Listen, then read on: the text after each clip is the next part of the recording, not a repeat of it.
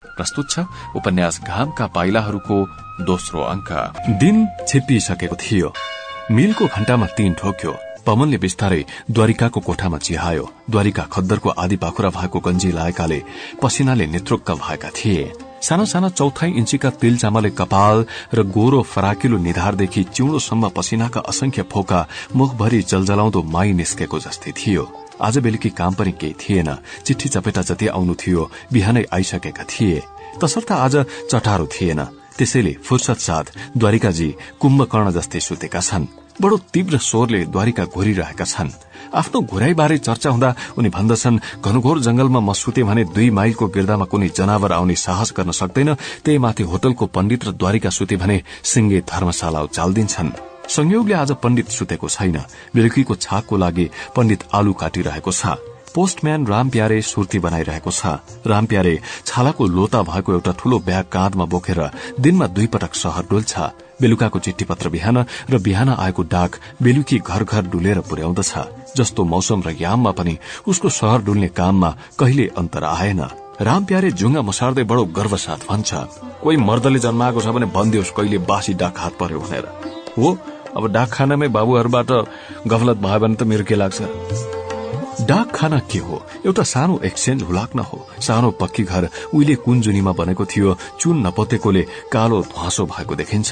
शहरका साउ महाजनहरू पोस्टमास्टर बाजेलाई भन्छन्, शहरको एउटा हुलाक घरको यस्तो अवस्था देख्दा हामीलाई लाज मार्नु भइसक्यो। हामी भत्के बिग्रेको मर्मत गरिदिन्छौं र चुन पोतेर सफा तुल्याउँछौ। अब सरकारी घर त तपाईहरुसित चुन कसरी पोत्न लाऊ? अब म आफू पनि केही गर्न सक्दिन। फेरि निकासै आउँदैन माथिबाट। हरेक पल्ट हुलाक मास्टरको यही उत्तर हुने गर्दथ्यो। त्यस सानो शहरलाई संसारको अन्यत्र भागसित चिठी चपेटाबाट जोडेर राख्ने यही एक केन्द्रबिन्दु थियो, जहाँ एउटा पोस्टमास्टर, एकजना पोस्टम्यान र एउटा अर्दली, जो कि पोस्टमास्टरको भात पकाउनेदेखि लिएर हुलाकको सारा काम गर्ने गर्थ्यो। रामप्यारे र धर्मशालाको पण्डितमा बडो हेलमेल थियो। दुवै भिन्दा भिन्दै प्रकृतिका भए तापनि एउटा धूर्त बुवासो र स्वार्थी, अर्को कर्तव्यनिष्ठ र दयालु। तर कुन्नी के तत्वले हो दुवैलाई गाँसी राखेको थियो। दिनमा 1-2 पटक दुवैको भेट हुन्थ्यो। ती सुर्ती खान्थे र गुनगुन कुरा गरी घण्टौं बिताउँथे। रामप्यारे आउनासाथ पण्डित कागती र दहीको शरबत बनाएर खुवाउँथ्यो। चिठी पत्र बाँडेर थाकेर आएको रामप्यारे आफ्नो ब्याग बिसाएर दरीमा लम्पसार भएर पल्टिन्थ्यो। के छ ल सुनौ आजको हालचाल? पण्डित बिस्तारै कोट्याउँथ्यो। घर घर डुलेर रामप्यारे सबैको खैखबर थाहा पाएर आएको हुन्थ्यो। कसै कसैले त आएको चिठी समेत उसैलाई पढेर सुनाउन भन्थे। कसका छोराले अब उपरान्त 1 फुट्या कौडी नपाउने धम्की दियो। कसकी बुहारी माइतबाट आउँदै नआउने अड्डी लिएर बसेकी छे। को कलकत्तामा बेखर्ची भएर होटलको प्लेट माझेर बसेको छ। रामप्यारेसित कसैको कुरा लुकेको छैन। लाग्दछ अर्काको चियो चर्चो गर्न पल्केको पण्डित यही सब दुहेर रस लिँदो हो। गजब भयो राजा, गजबै भयो। सुखदेवका? रामप्यारे पसिना पुछेर ब्याग राख्छ। सुखदेव? कुन चाहिँ सुखदेव? दक्षिण टोलको? पण्डित आफ्नो जिज्ञासा रामप्यारेतिर फ्याँक्छ। होइन, मैले त उहाँ सुखदेव सुनारको कुरा गरे। त्यसकी जेठी छोरी देखाएको छ तिमीले? जेठी छोरीको त्यो त्यही केटी जो 24 घण्टा हातमा त्यो मेहदी र खुट्टामा हालता लाएर हिँड्छे? पख पख, कुरो गम्भीर छ जस्तो छ। त्यसकारण 1 गिलास लस्सी भइजाओस् पहिला। पण्डित कुरोकानीमा ठूलो उत्साह देखाउँछ। रामप्यारे भन्दै जान्छ, त्यसलाई यता तिमीले देखा छैनौ। हात्ती जस्तै हिँड्छे। जीव भन्छौ भने बाबा बाबा पाकेको शरीफा जस्तै छ। जताबाट हेर्यो उतैबाट पाट्टा फुटेर चुइएला जस्तो। लोभी पण्डित मुखभरि आएको थुक कुटुक्क निल्छ र लस्सीको गिलास रामप्यारेलाई दिन्छ। रामप्यारे बोल्दै जान्छ, अन्त जब म सुखदेवको घरनिर पुगे अन्दाजी 10 बजे हुँदो हो। किनकि मोडनिर पान खाँदा रेलको इन्जिन कराएको सुनेको थिएँ। सुखदेवको भाइले पठाएको एउटा पोस्ट कार्ड दिन्थ्यो। उसको घरभित्र सङ्घार नागेर मात्र के पसेका थिएँ देख्छु, सुखदेव आफ्नी छोरीलाई यत्रो मोटो न मोटो कठबाँसको लट्ठीले भकुरिरहेछ। ऊ त छोरी सिंगै टोले हल्लाउने गरेर रोइरहेछ। बडो मुस्किलले रोकेर सुखदेवलाई मैले। होइन, किन पिटेर सुखदेवले छोरीलाई? अन्त म त्यही त भन्दैछु। छोरीले स्टेशन मास्टरको भाइलाई 2टा चिठी लेखेर रहेछ। कोहीसित पठाउन लाग्दा सुखदेवले समातेछ। अब स्टेशन मास्टर श्रीवास्तवको भाइ थाहा छ नि तिमीलाई, कलेज बिदा भएकोले केही महिनाको लागि अहिले यहीँ आछ। चिठीमा चाहिँ के लेखेर रहेछ भने घरबाट दुवै भागेर जाने कुरा गरेर रहेछन्। अब त्यो केटीले चाहिँ सुखदेवको पसलको सबै गरगहना पनि आफूसित लिएर जाने कुरा लेखेर रहेछ। हे भगवान, कस्तो बेला आयो है नि त। म भएको भएदेखि सुखदेवलाई रोक्ने थिएन, अझ सम्लो उठ्ने गरी ठटाउन दिन्थे। त्यही एउटी मात्र बिग्रिने होइन नि त्यस्तोमा, जम्मैले त्यही हावाले छुन्छ। पण्डित आफ्नो धारणा राख्छ। पण्डितजी, तिमीलाई चाहिँ कुन हावा लाया छ? दिनरात अर्काको चियो चर्चामा लागिराख्छौ, आज फेरि कसको गीत गाएर बसेका छौ? द्वारिका निन्द्राबाट बिउजिएर कुराकानीमा मिसिन आउँछन्। पण्डित आफ्नो छ्वाके दाँत देखाएर हाँस्छ।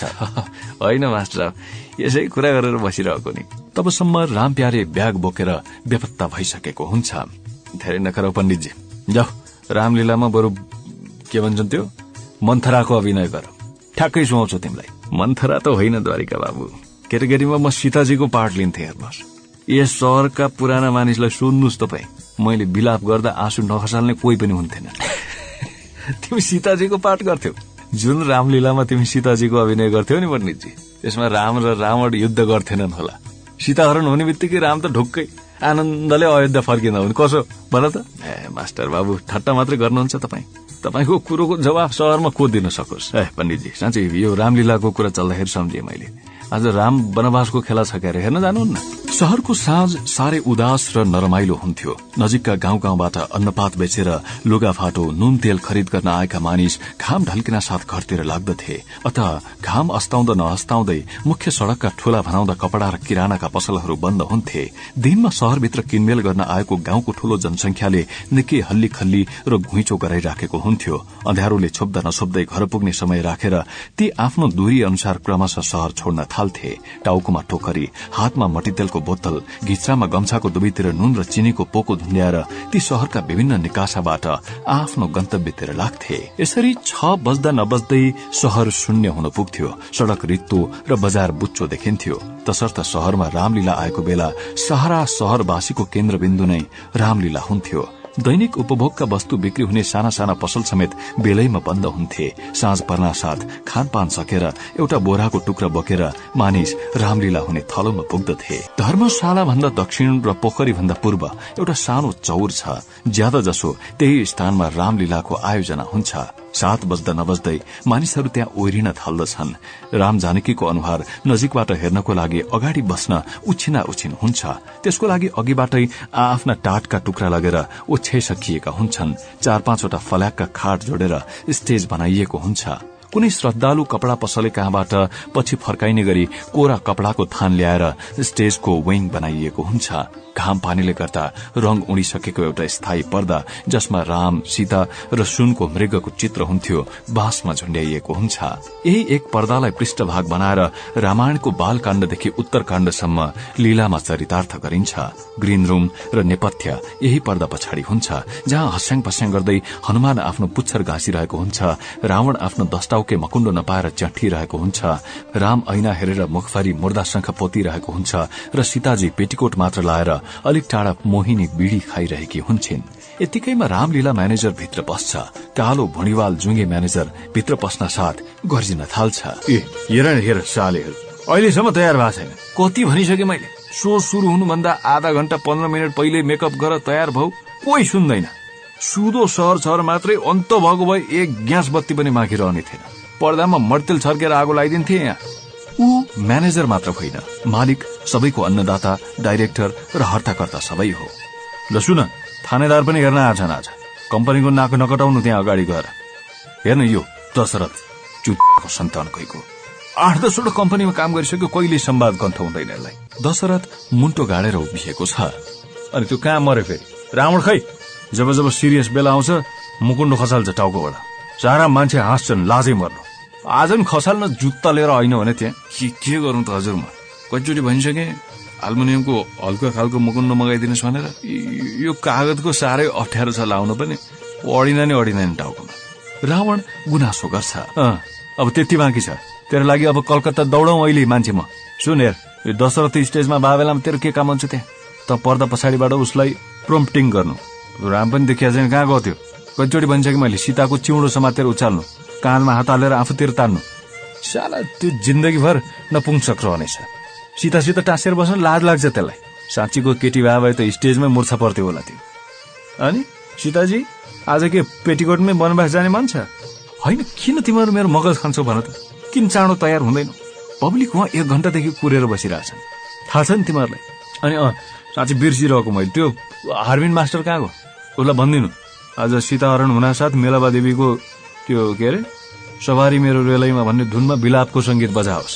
यति भनेर म्यानेजर स्टेजमा जान्छ र दर्शकहरूलाई सम्बोधन गर्न थाल्छ। नमस्कार, नन्दकुमार रामलीला एन्ड थिएट्रिकल कम्पनीका तर्फबाट म तपाईहरूको स्वागत गर्दछु। तपाईहरूको शहरको टाढा टाढासम्म ख्याति सुनेर हामी आफ्नो कला प्रदर्शनको लागि यहाँ आइपुगेका छौं। अब 5 मिनटमा रामलीला प्रारम्भ हुँदैछ। हाम्रा सानातिना त्रुटिहरू भएमा क्षमा गरी शान्ति साथ हेरिदिनु होला। केही बेरपछि विङतिरबाट राम सीता आएर स्टेजमा उभिए। म्यानेजरले हार्विनको धुनमा तिनको आरती गर्यो र कपुर बालेको बीटवाला काँसको कोपरे थाल दर्शकका बीचमा घुमाउन पठाइदियो। आरती घुमाउने मान्छे म्यानेजरको पत्यार पर्ने मानिस हुन्छ। जथाभावी मानिसलाई यो काम दियो भने पैसा सबै गोजीमा, रित्तो थाल स्टेजमा फर्किन्छ। आरती एक तवरबाट रामलीलाको लागि अप्रत्यक्ष कर हो। पैसा नतिरी रामलीला हेर्यो भने धर्म कमाउन सकिन्न भन्ने धारणा नगरवासीहरूमा प्रचलित भएकोले ती घरबाट हिँड्दा कमसे कम 1 पैसा भए पनि डडालोमा घुसारेर हिँड्छन् र आरतीको थालमा आफ्नो सहदर्शकले सुन्ने गरी अलि माथिबाट ट्वाङ्राङ्ग खसाउँछन्। रामलीलाको पनि आफ्नै किसिमको मध्यान्तर हुन्छ। लक्ष्मण शक्तिबाण लागेर स्टेजमा लडिरहेका हुन्छन्। हनुमान सञ्जीवनी बुटी लिन जाने तर्खरमा घुँडो मारेर बसेको हुन्छ। सीता हरण भइसके तापनि यस मौकामा पुनः राम र सीतालाई एकैसाथ स्टेजमा ल्याइन्छ। एउटा फूलको माला लिएर बिस्तारै म्यानेजर पुनः स्टेजमा आउँछ र भन्न थाल्छ, दर्शक महानुभावहरू, म यहाँ सबैलाई फेरि पनि नमस्कार गर्दै यो भन्छु कि हनुमानजी सञ्जीवनी बुटी लिन प्रस्थान गर्नु अगावै कुनै सज्जनले यो माला श्री रामचन्द्रको गलामा पहिराइदिनुहोस्। तर दर्शकहरू सबैलाई थाहा छ माला उठाउनुको अर्थ हो भोलिपल्टको दुवै छाक रामलीला पार्टीलाई भोजन गराउनु। रामलीला प्रारम्भ भएको केही दिन त धेरै धामा पर्दैन। शहरका धनीमानी व्यापारीहरू आलो पालो गरेर छाक टार्दिन्छन्।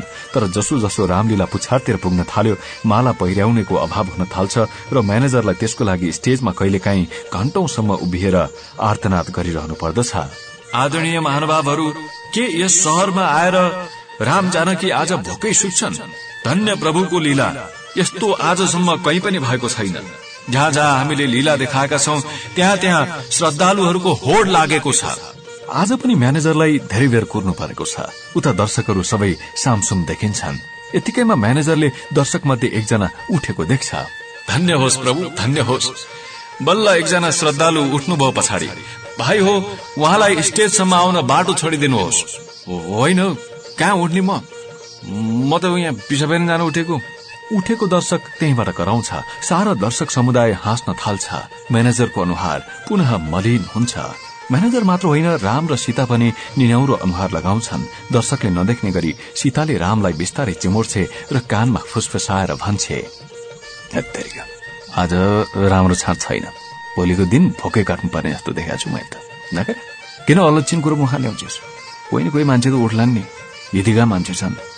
निकै बेर यसरी बितिसकेपछि द्वारिका नजिकै बसिरहेको पवनको कानमा केही भन्दछन्। पवन बिस्तारै मान्छे पन्छाउँदै स्टेजमाथि पुग्छ र म्यानेजरको हातबाट माला लिएर राम र सीताको गलामा पहिराइदिन्छ। सारा दर्शकहरू सन्तोषका साथ निकै बेरसम्म थपडी पिट्छन्। सबैलाई परीक्षाको लामो घडी समाप्त भए जस्तो लाग्छ। म्यानेजर पवनको मुखनिर कान थापेर केही सोध्छ र फेरि फलाक्न थाल्छ। आजको माला पवन कुमारजीले उठाउनु भएकोमा यो रामलीला कम्पनी उहाँलाई सहर्ष धन्यवाद दिन चाहन्छ। राम र सीताको अनुहार चहकिलो हुन्छ। झोक्रिएर बसेको हनुमान चनाको हुन्छ। शक्ति बाण लागेर मूर्छा परेको लक्ष्मण बिस्तारै मुखको बर्को उठाएर कुटिल हाँसो हाँस्दै एउटा आँखा कानो पारेर सीतातिर झेम्क्याउँछ। हार्मोनियम मास्टर बाजा मुखमा हालेर दुवै खुट्टा चाल्दै हातहरू कालो सेतो पर्दामा दायाँ बायाँ दौडाउन थाल्छ। ढोलक वादक कुप्रो परेर दुवै हातले ढोलक पिट्न थाल्छ। उता उङ्न थालिसकेको झ्यालीवाल एकाएक झस्केर झमझम बजाउन थाल्छ। शिथिल भएको रामलीला एकाएक गतिमान हुन्छ र हनुमान उफ्रिँदै सञ्जीवनी बुटी लिन विङभित्र पस्छ। केटाकेटी अवस्थादेखि बाजेको सहचार्य र सहवास पाएर पवन हुर्किएको थियो। पितासित लहसिन सकेको थिएन। पिता टाढैबाट माया गर्नुहुन्थ्यो। तिनमा एउटा दूरी थियो, त्यसलाई मिचेर न पवन पितातिर जान सक्थ्यो न पिता पवनका नजिक आउन सक्थे। अहिले पनि पवन र उसका पिताको बीचको सीमारेखा हट्न सकेको छैन।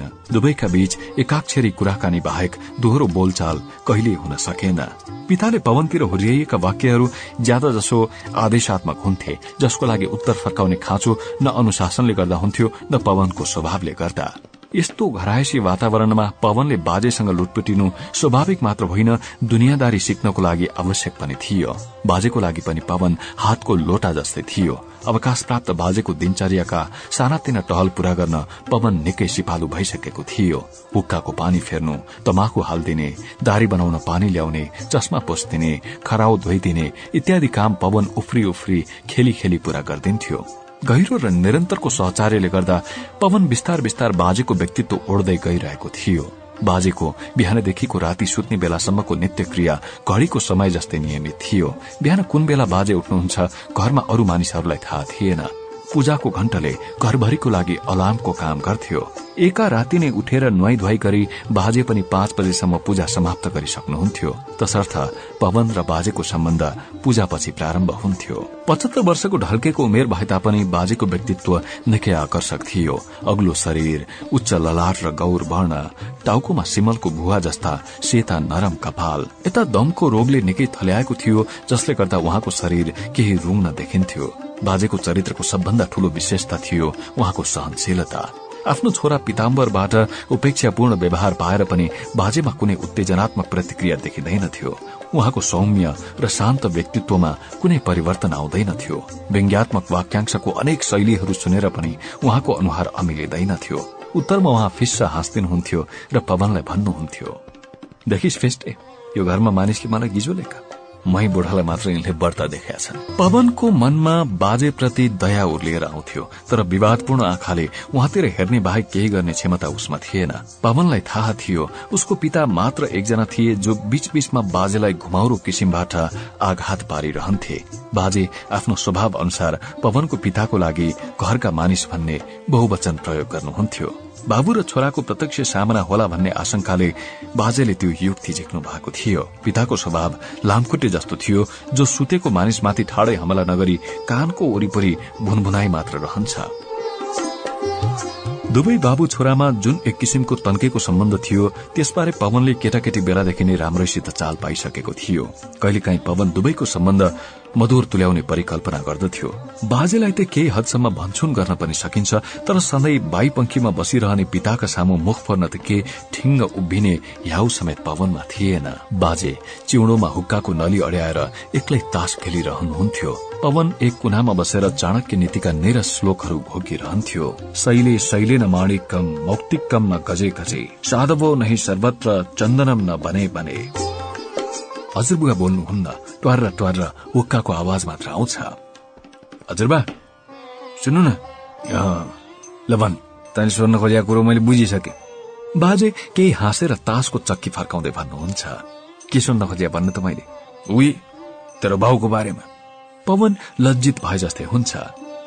हजुर अर्काको मनको कुरा कसरी थाहा पाउनुहुन्छ भने तपाईँ? हजुरबा भन्नुहोस् न, बा किन त्यस्तो हाम्रो? अब के भन्नु मैले? त्यसको उत्तर त आफै भट्टाउँदैछस्। साधवो नहि सर्वत्र चन्दनम न बने बने।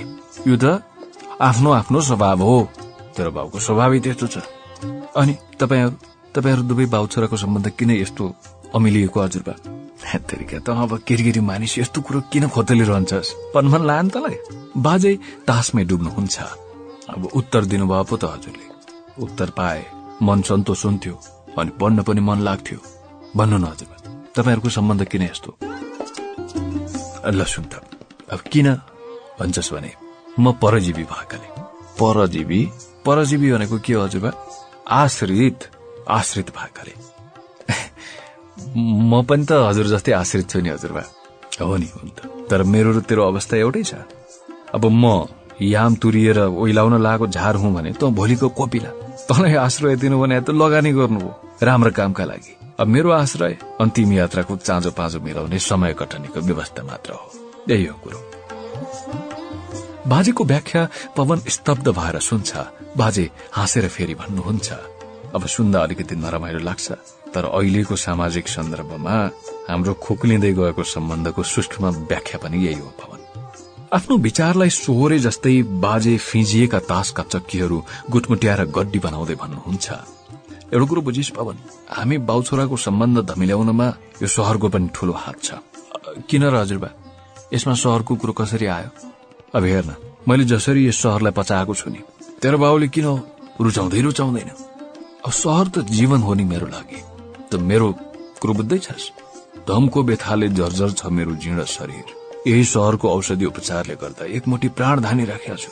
यस शहरको एउटा सानो अस्पतालको आकर्षणले गर्दा मात्रै म यहाँ बसिया हुँ। अब मेरो लागि यो शहर छोडेर अन्यत्र जानुको अर्थ के हो? संसारबाटै बिदा लिनु। अनि हजुरबा, बालाई यो शहर चाहिँ किन मन नपर्या होला? बाजेको कुरा सुनेर पवन झन बढी जिज्ञासु हुन्छ। अब खै उहाँलाई चाहिँ के लाग्छ भने तेरा बा शहरमा आफूलाई शक्तिहीन ठान्छ। सानो गाउँमा पाइने मान्यता सम्मान यहाँ पाउन सकिँदैन। गाउँ र शहरको यस भिन्नताले गर्दा सधैँ पिताम्बरको मासु अमेलिराख्या हुन्छ। शहर छोड्दा पिता पनि छुट्छ, हैन? अब उसको मनको गहिरो तहमा पिताप्रतिको स्नेहले गर्दा उसले यो शहर नरुचाए पनि चटक्कै छोड्न भने सक्दैन। हजुरबा, के यो समस्या थानको लाग्न सक्दैन? पवन सोध्दछ। थानको त लाग्छ बाबु, थानको लाग्छ, तर कहिले लाग्छ त?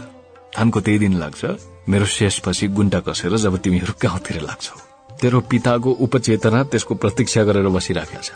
यस शहरलाई उसले सरापेको यो माउटो माउटो बोल्छ नि, त्यो मेरै लागि हो।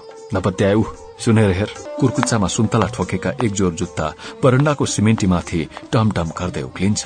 पवनको पिता कुन मनस्थितिमा छन् र के भन्न चाहन्छन् त्यसको अग्रिम संकेत उनको पदचाप र जुत्ताको ध्वनिबाट घरभरिका मानिसलाई थाहा भइसकेको हुन्छ।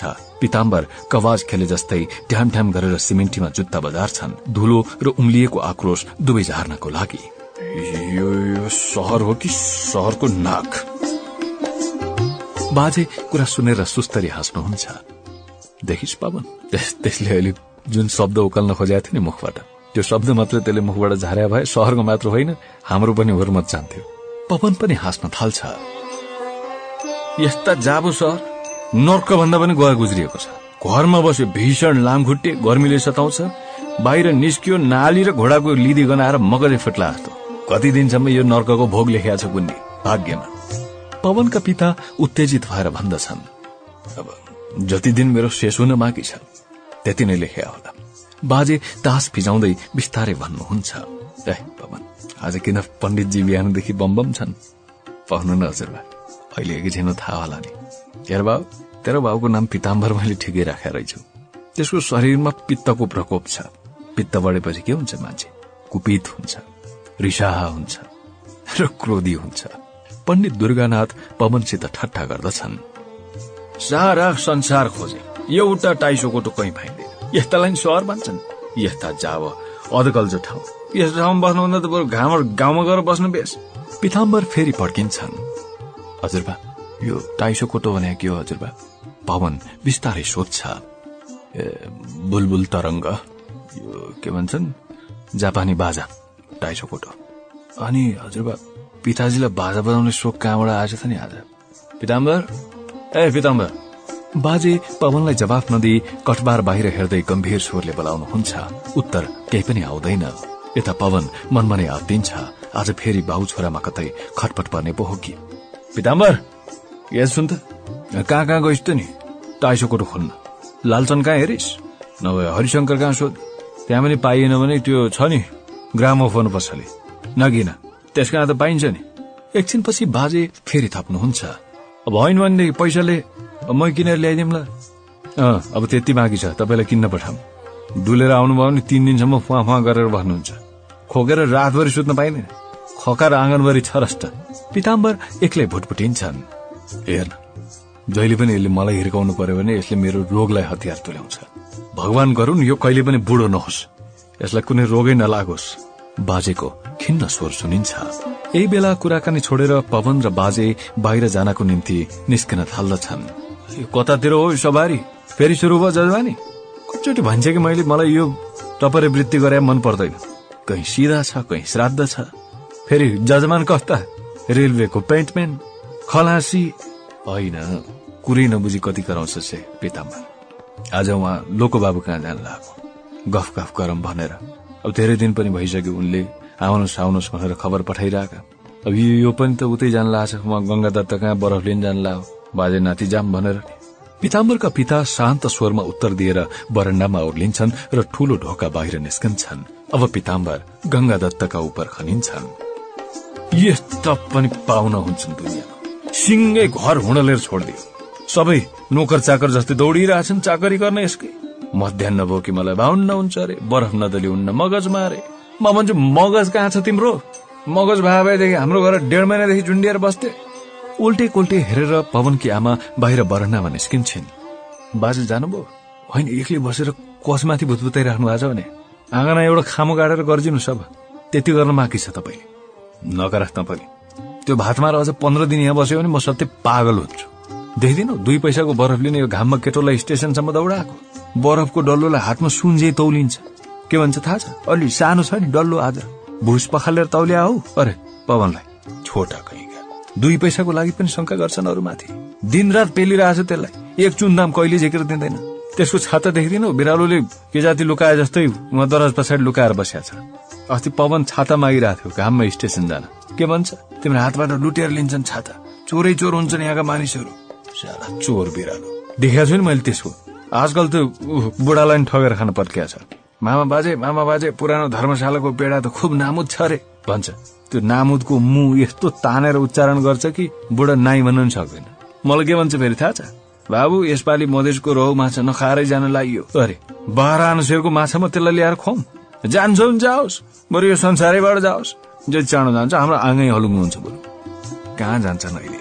अस्ति बाजेसित उहाँ भारतको शहरतिर डुल्ने, बाइस्कोप हेर्न जाने भनेर कुरा गर्दै थिए।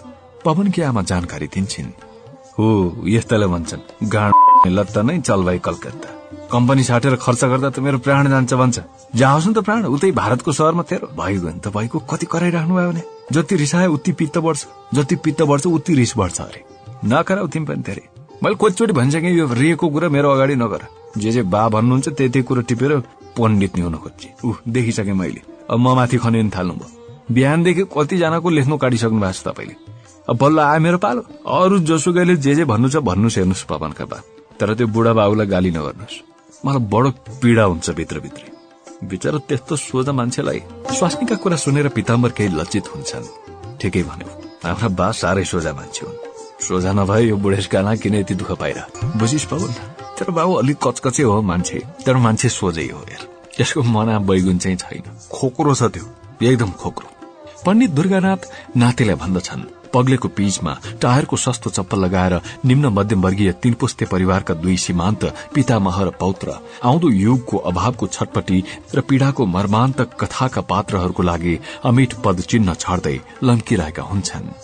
हजुरबा, हामी यता लागेपछि मलाई चाहिँ पक्का छ हाम्रो बुवा गंगादत्त काकामाथि खनिनमा आला, तर आमाले साम्य तुल्याउनुहुन्छ हजुरबा, धेरै कराउनु दिनुहुन्न। पवन भन्दछ, हेर पवन, यो सब अभावको चिच्याट हो। परिवारको जहाज तान्ने मानिसले कहिले काहीँ आत्तिनु र उतर्सिनु स्वाभाविक पनि हो। तर तेरी आमा त यस परिवारको मरुभूमिमा शीतल र बाक्लो छहारी भएको रुख जस्तै छ पवन, जसलाई देखेर मात्र यात्राको यातना मेटिन्छ।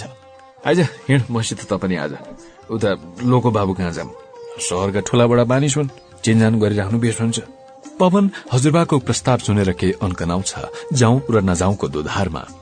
गंगादत्तलाई 2 घण्टापछि लैदिने हुन्छ बरफ। हिँड, बरफ नि औषधि हुन्छ कहीँ, शौख नै त्यसको। स्टेशनको क्याम्प भन्दा केही टाढा 2वटा गेस्ट हाउसहरू छन्। त्यसको पल्लोपट्टि लोको बाबु अमलेन्दु भट्टाचार्यको एकतल्ले चिटिक्क परेको क्वार्टर छ।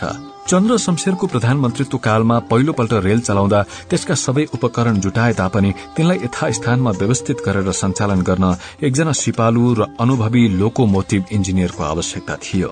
रेलको लिक समानान्तर गरी ओछ्याउनु, फलामे लिक थामेका अग्राख फल्याकको फड्का निश्चित गर्नु, तिनका कापमा भरेली पारेर दर्शन ढुङ्गाले पुर्नु र लिकबाट अर्को लिकमा रेलका पाङ्रा लैजाने जोर्नीलाई प्वाइन्ट्सहरूको फेरबदलद्वारा नियन्त्रित गर्ने आदि कार्यहरूको भरपर्दो व्यवस्था एक कुशल इन्जिनियरद्वारा मात्र हुन सक्दथ्यो। रेललाई सार्वजनिक परिवहनको साधनको रूपमा तथा शासकहरूको लागि औलो क्षेत्र सुविधा साथ र छिट्टी तर्न सजिलो होस् भन्ने उद्देश्यले यो सञ्चालन गरिएको थियो। अत सानो त्रुटि पनि दुर्घटनाको लागि सम्भावित कारण हुन सक्ने हुँदा त्यसतर्फ ज्यादै जनाको भई काम गर्न सक्ने अनुभवी लोको इन्जिनियर अमलेन्दु भट्टाचार्यलाई कलकत्ताबाट झिकाइएको थियो। यिनै लोको बाबुको रेखरेखमा सिरानदेखि पुछारसम्म रेल निरापद रूपमा दकोर्न सक्ने व्यवस्था मिलाइयो। यिनकै प्रयासद्वारा स्टेशनको छेउमै एउटा सानो लोको वर्कशप स्थापना गरिएको थियो, जहाँ बिग्रे भत्केका इन्जिन र रेलका पार्ट पूर्जा ढलान वा मर्मत गरिन्थ्यो र त्यसको लागि रेलको आवागमनमा व्यवधान खड़ा गरेर विदेशसम्म जाने आवश्यकता थिएन। रेलको स्थापनामा अमलेन्दु भट्टाचार्यको ठूलो देन रहेकोले शासक र जनता दुवैको लागि यी निकै आदरणीय हुन गएका थिए। एउटा सानो शहरमा बेलायतबाट ट्रेनिङ लिएर आएका धारा प्रवाह अंग्रेजी बोल्न सक्ने, सूट टाई र ह्याट लगाउने र मासिक 1200 कम्पनी तलब खाने व्यक्ति स्वतः श्रद्धेय हुन जान्छ। स्टेशन मास्टर, मालबाबु, गार्ड र टिकट चेकरहरू भन्दा यिनको स्थान कति हो कति माथि थियो। ब्रिटिश वातावरणमा हुर्किएका मानिस भएकोले यिनको वेशभूषा, चालचलन, रवाफिलो व्यक्तित्व र आदेशात्मक गर्जनापूर्ण आवाजबाट रेलका सबै स्टाफ कायल रहन्थे। लोको बाबुको बंगला स्टेशनबाट धेरै टाढा थिएन। त्यहाँदेखि स्टेशनसम्म आउनको लागि क्वार्टरसितै टाँसिएको लेकमा एउटा सानो ट्रली 2 जना ट्रली घचेट्ने खलासीहरूसहित उभिरहन्थ्यो। त्यसमा चढेर लोको बाबु स्टेशन आउँथे, 1-2 दिन बिराएर रेलवेको लिकको निरीक्षण गर्न जान्थे र कहिलेकाहीँ गर्मी यामको जुनेली रातमा हावा खानको लागि 5-7 माइलसम्म गुडेर फर्किन्थे। उनी ट्रलीबाट ओर्लिएर स्टेशनमा पस्न साथ त्यहाँ एउटा सानो भुइँचालो आए जस्तो हुन्थ्यो। पानी पाँडे बाल्टी बोकेर ट्युबवेलतिर दगुर्थ्यो। पैटम्यान आफ्नो खाकी पगरी हतार हतार बेर्न थाल्दथ्यो। खाँदा खाँदैको पान थुकेर स्टेशन मास्टर कलम, मसिदानी, पेपर वेट यथास्थानमा सजाएर तस्बिर खिचाउने पोजमा अररो भएर मेचमा बस्दथ्यो। स्टेशनको असरल्ल परेको वातावरणमा एकाएक फुर्ती आए जस्तो हुन्थ्यो। र तिमी अनाथालयको अर्दली होइन, रेल स्टेशनका अर्दली हौ। सरकारी लुगा घरमा राखेर लंगौटी लाएर ड्युटी गर्न सुहाउँछ। लोको बाबुको गर्जना स्टेशनका भित्ताहरूमा ठक्कर खाएर रन्किन्थ्यो। आज दोहोरो सुकाएको छु हजुर, अबदेखि राति नै धुन लाउँछु। अर्दली लज्जित भएर भन्छ। स्टेशन मास्टरलाई सम्बोधन गरेर भट्टाचार्य भन्छन्, वेटिङ रूम रेलवेले यात्रीहरूलाई आराम गर्न बनाएको ठाउँ, जुवारी र जडियाहरूको अखडाबाजीको लागि होइन। कसको काम हो यो? म पत्ता लगाउँछु र कम्प्लेन गर्छु माथि। सबको जागिर खत्तम गरिदिन्छु म, नचाहिने काम गर्ने। लोको बाबुको छडीको टेक्ने टुप्पामा सानो फलामे हतौडी जडेको हुन्छ। त्यो उचालेर उनी स्टेशनका भित्ता र बरण्डातिर देखाउँछन्। हेर भित्ताको त शहरभरिका मानिस पान चपार थुक्न यहाँ आउँछन् जस्तो देखिन्छ। यो स्टेशन हो कि फिकदानी? यो स्टेशनको हातभित्र पान बेच्न रोक लगाइदेऊ। कहाँ छ त्यो गणेशी पानवाला? सन अफ अ बिच। ट्रलीको घर र टाढा भएपछि लुकिराखेको गणेशी घिच्रोमा झुन्डिएको आफ्नो पान पसल लिएर प्रकट हुन्छ र एउटा नयाँ बिडा पान बनाएर स्टेशन मास्टरलाई दिन्छ। यो भट्टाचार्य होइन मास्टर बाबु, भट्टीचार्य हो। साला रोज राति सिङ्गे बोतल चलानी रौसी खान्छ र रातभरि तम्बु तानेर सुत्छ। गणेशीको आरोपले सबै स्टेशनका स्टाफहरूलाई हँसाउँछ र तन्केको वातावरण पुनः सामान्य भएर जान्छ। स्टेशन मास्टर सोध्छन्, यो वेटिङ रूमको कुरा यसले कसरी थाहा पायो? खै हजुर, मलाई यो पैटम्यानको बदमाशी जस्तो लाग्छ हजुर, त्यही भने म पत्ता लगाउँछु। हो रहेछ भने त सालेर पानमा हड्ताल हालेर खुवाइदिन्छु। जान्छ परमदान त्यसपछि। नाकरा गणेशी त्यसलाई यो बुढो भट्टाचार्य जो छ नि, तेलिया साँप जस्तो छ। माथि उजुर गरिदियो भने त केही जाँचबुझ हुँदैन यार, ठाडो ठाउँका ठाउँ खसुवा पर्जी आउँछ। स्टेशन मास्टर केही चिन्तित देखिन्छन्। ठिक छ बाबु, ठिक छ, चिन्ता नलिनुहोस्। 2-4 दिन मेरो घरमा अड्डा सारौँला बरु। मछली मार मार भोग लगाए अधमजात बंगाली। पवन र उसका बाजे लोको बाबुको क्वार्टरमा पस्दा उनी आफ्नी छोरीलाई बैठकमा पढाइरहेका थिए। बाहिर दलानमा एकजना चपरासी दलिनमा झुन्डिएको पंखाको डोरी तानिरहेको थियो। पढ़ाउनु भन्दा बढ़ी उनको आदेश र उपदेश सुनिन्थ्यो। कतिचोटि भनिसके मैले, जसले स्पेलिङ मिस्टेक गर्छ त्यसले आफ्नो जीवनभरि गल्ती गर्दै जान्छ, कहिल्यै सफल हुन सक्दैन। छोरी शिर निहुर्याएर पितृ वचन ग्रहण गरिरहेकी थिइन्। 2 आगन्तुकहरूलाई संघार नागी भित्र पस्न लागेको देखिन्छ। केही बेर पिता अलमलिने भयो भनेर तिनी मनमा नै प्रसन्न हुन्छन्। ओहो पण्डित बाजे, आउनुहोस् आउनुहोस्, धेरै दिनपछि पाल्नुभयो। उनीहरूबीच नमस्कारको आदान प्रदान हुन्छ। यो मेरो नाति पवन भन्दै बाजे परिचय गराउनुहुन्छ र पवन 2 हात जोडेर नमस्कार गर्छ। अनि के पढाउनु भएको छ त नातिलाई? अहिले यहीँको स्कूलमा पढिराखेको छ र घरमा चाहिँ म चाणक्य नीतिका श्लोकहरू गकाइराखेको छु। केही काम लाग्दैन हेर्नुहोस् ती पुराना श्लोकहरू। अब त विज्ञानको जमाना आयो, गणित सिकाउनुहोस्, अंग्रेजी पढाउनुहोस्, अर्थै नबुझी घोक्नमा केही लाभ म देख्दैन हेर्नुहोस्। हुन त लोको बाबुको कुरा ठिकै हो क्यारे, तर बाहुनको छोरो जिब्रोमा साँध ल्याउन र तिखार्नको लागि पनि यो प्रारम्भिक अवस्थामा संस्कृतको पाठ घोक्न ठिकै होला जस्तो लाग्छ मलाई चाहिँ। लोको बाबुको घरको सम्पन्नता देखेर पवन चकित भयो। बैठकमा भित्तादेखि भित्तासम्म टम्म पारेर ओछ्याइएको बाक्लो कार्पेट, तासको कपडाको गद्दी भएका सोफा सेटहरू, ऐनै ऐना भएका अनेक दराजहरूमा किसिम किसिमका मूर्ति, खेलौना र अनौठा सरसामानहरू। मट्टीतेलबाट चल्ने फ्रिजबाट एक एक गिलास ज्यादै चिसो कागतीको शरबत लिएर छोरी आउँदछे। जेठको भीषण गर्मीमा शीतल र स्वादिलो पेय पदार्थ खाएर पवन भट्टाचार्य परिवारको वैभवबाट झन बढी प्रभावित हुन्छ। ऊ मनमा नै आफ्नो पारिवारिक विपन्नतासित तुलना गर्न थाल्छ। एउटा मात्र सुरक्षित कोठा र दुईतिर ल्याङल्याङती बरण्डा भएको कुनै बिग्रन आँटेको मारवाडी सेठको गोलामा 2-3 रुपियाँ बहाल तिरेर पिताम्बरको सानो परिवार बास गर्दछ। प्रवेश गर्ने एउटा विशाल द्वार छ, जहाँ अघि धान चामलको कारोबार हुँदा ठूलो आकारका बैलगाडा पनि सजिलैसित भित्र आवत जावत गर्न सक्थे। पश्चिमपट्टिको बरण्डालाई कर्कट पाता ठड्याएर भान्साघर तुल्याइएको छ, जो प्रत्येक हुरी बतासमा टीन ढलेर सड़क हिँड्ने मानिसको लागि उदाङ्ग र नग्न भइदिन्छ। भान्साघरका रित्ता हाँडा चिण्डा, बीट फुस्किसकेका अल्मुनियमको खोपिल्टा परेका पकाउने भाँडा, बाक्लो खियाले खाइसकेको मसला राख्ने गोल्टिनहरू र जलपात्रका गोल्फुहरू देखेर ओहोरदोहोर गर्ने शहरवासीहरू सहानुभूति प्रकट गर्थे र भन्थे यस्तालाई पनि धन लुकाएर राखेका छन् भन्ने मानिस त आँखा फुटेका हुन्। हुरीले टीनको छेकबार ढाल्न साथ परिवारका सबै सदस्य महिला पुरूष कछाड कसेर हुरी, पानी, बतास र बाछिटाको वास्ता नगरी ढलेका कर्कट पाताहरू लामो तेर्सो पारेर परिवारको नग्न विपन्नतालाई छिटो छिटो ढाकछोप गर्थे। यस्तो अपरझटको बचाउ कार्यमा बाजेलाई बहिष्कार गरिन्थ्यो। दमको जीर्ण रोगीलाई असुजिलो मौसम र धपडीको कामबाट वञ्चित गर्नु नै परिवारको लागि ठिक हुन्थ्यो। पवन क्याम भन्देऊ त बुढालाई, बाहिर आउने केही काम छैन। अब फेरि दमले थलायो भने म अस्पतालको सट्टा लंगडा खाना गरेर छोडेर आउँछु। खाइरहँ फकटको हण्डी। पिताम्बर पानीमा निथुक्क भएर टीन उचाल्दै भन्दथे। हेर न बोल्या पार, लासरम पिसकेको मान्छेको मुखबाट यस्तै कुबाचे निस्किन्छ।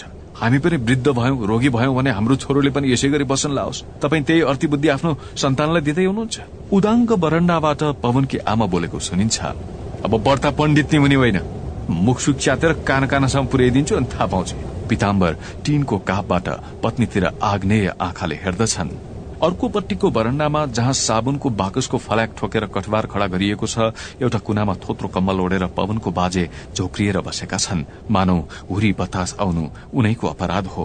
उनी विचार गर्छन्, मौनताको साधारण तलबितलले पनि अभावग्रस्त प्राणीहरूलाई ठूलो यातनाको सामना गर्नुपर्दछ। आधी पानी आउनु सामान्य प्राकृतिक घटना न हो, तर केहीलाई कम्मर कसेर यसले ल्याएको बिचल्लीको सामना गर्नुपर्छ भने कोही अग्लो बारदलीमा आराम कुर्सी हालेर प्रकृतिको रौद्र रूपको आनन्द लिइरहन्छन्। पवनका बाजेको विचार भंग हुन्छ। कोठाभित्र पस्न लागेका पिताम्बर आफ्नो सम्पूर्ण धोती सोहोरेर दुवै हातले तरर निचोर्छन् र भन्दछन्, गाउँमा त्यत्रो घर छ, घरमा घाँस उम्रिसक्यो होला, यहाँ यो सुँगुरको खोरमा बास गर्नु परेछ। ए दुलै, यसलाई के तातो खाना दिइहाल बा, धेरै रुज्यो भने फेरि रुगाले समात्ला। पिताम्बरलाई निथुक्क भिजेको देखेर बाजे भन्नुहुन्छ, तपाई आफ्नो चिन्ता गर्नुहोस्, म हात्ती सुने पानीमा 2 घण्टा चुटिएर आउँदैछु, हाडसम्म रुजा छन् मेरा। भन्नुहुन्छ रुजेर आयो, आफू पनि गर्नु छैन, बसी बसी अर्काको कामको पनि तौल कम गर्ने। धोती फेर्न पिताम्बर रिसाउँदै कोठाभित्र पस्छन्। रुज्नु र भिज्नुमा के फरक भयो त? एउटै अर्थ त हो नि, पानीबाट हुने प्रक्रिया। सानो सानो कुरालाई नि कस्तो दूरबीन लाएर हेर्नुहुन्छ तपाई, आफ्नै दृष्टिदोषले उफ्रिने हो तपाई। पवनकी आमाको मन्द स्वर कोठाभित्र सुनिन्छ। होला होला, तिमीलाई अम्बर कोस्ने कण्ठाग्र होला, मलाई शब्द ज्ञान केही पनि छैन, तर कुट्नु, पिट्नु, लुच्नु, चिथर्नु यी सबमा फरक छैन भने अहिले भर्खर गरेर देखाइदिन्छु म। पिताम्बर अझै उत्तेजित हुन्छन्। हैन, के भएको छ तपाईलाई हिजो आज? हिंसा मारकाट बाहेक केही कुरै गर्नुहुन्न? मनमा राक्षसै पस्या छ क्या हो? जानुस् त, झाँक्रीसँग झार्न लाग्नुस् कोही खोजेर। पत्नीको कुरा सुनेपछि पिताम्बर लज्जित हुन्छन् र हाँस्दछन्। क्रोधको आँधी बेरी। उपन्यास घामका पाइलाहरूको दोस्रो अंक यही सकिन्छ।